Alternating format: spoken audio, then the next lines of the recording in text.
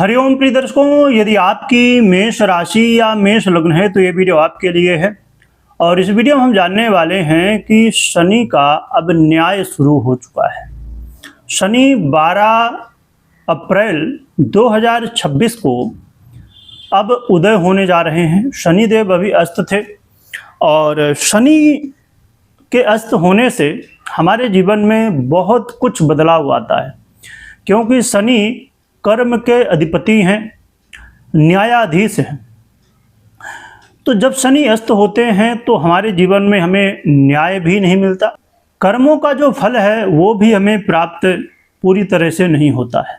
परंतु जब अब शनिदेव उदय हो रहे हैं 12 अप्रैल को सुबह 5 बजे, तो इससे हमारे जीवन में अब जो हमारे कर्मों के फल हैं वो मिलने शुरू हो जाएंगे।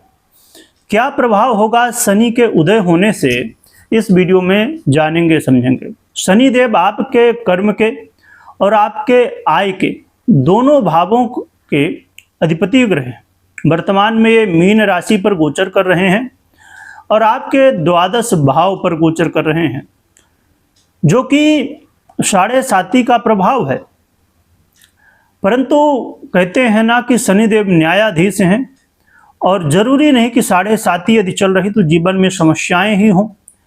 हाँ, कई बार समस्याएं देखने को मिलती हैं तो कई बार बहुत अच्छे फल भी देखने को मिलते हैं। तो शनि के उदय होने से अब आपके जीवन में आप देखेंगे कि विदेश से जुड़े हुए यदि आपके कोई काम हैं तो यहाँ पर आपको अब संभवतः जो काम रुके हुए थे, बाधाएं आ रही थी, उन कामों में अब प्रगति होगी, वो काम अब सफल होने शुरू हो जाएंगे। यात्रा करने का मौका मिलेगा। हाँ, कोर्ट कचहरी के मामलों में जरूर आपको ये ध्यान रखना है कि किसी भी तरह यदि आपका पक्ष गलत है तो यहाँ पर मुश्किलें बढ़ सकती हैं, पर यदि आपका पक्ष सही है तो आपको न्याय मिलेगा। और अब जो चीज़ें रुकी हुई थी, कोर्ट की जो हो सकता है तारीख आपको मिल रही हो, तो अब आपको न्याय देखने को मिलेगा। ये जो समय है, इस समय इनकम के कुछ नए रास्ते भी खुलेंगे और आपके करियर में भी बदलाव देखने को मिलने वाला है। तो ये कुछ प्रभाव शनि देव के उदय होने से देखने को मिलेगा। और जो समस्याएं थी, जो कि लगातार समस्याओं से आप घिरे हुए थे, तो उन समस्याओं में अब धीरे धीरे, यदि आपके कर्म अच्छे हैं, शनिदेव की स्थिति अच्छी है आपकी कुंडली में, तो फिर आपको यहाँ पर न्याय देखने को मिलेगा। परंतु ये ध्यान रखिए कि कई बार व्यय की स्थितियाँ, अधिक खर्च की स्थितियाँ, और जो आपसे बड़े हैं, आपके बॉस हो सकते हैं या आपसे जो भी श्रेष्ठ जन हैं, ऐसे लोगों के साथ अपने रिश्तों को अच्छा बनाए रखिए, क्योंकि इनके साथ वाद विवाद की संभावनाएं यहाँ बन सकती हैं, तो इससे नुकसान हो सकता है।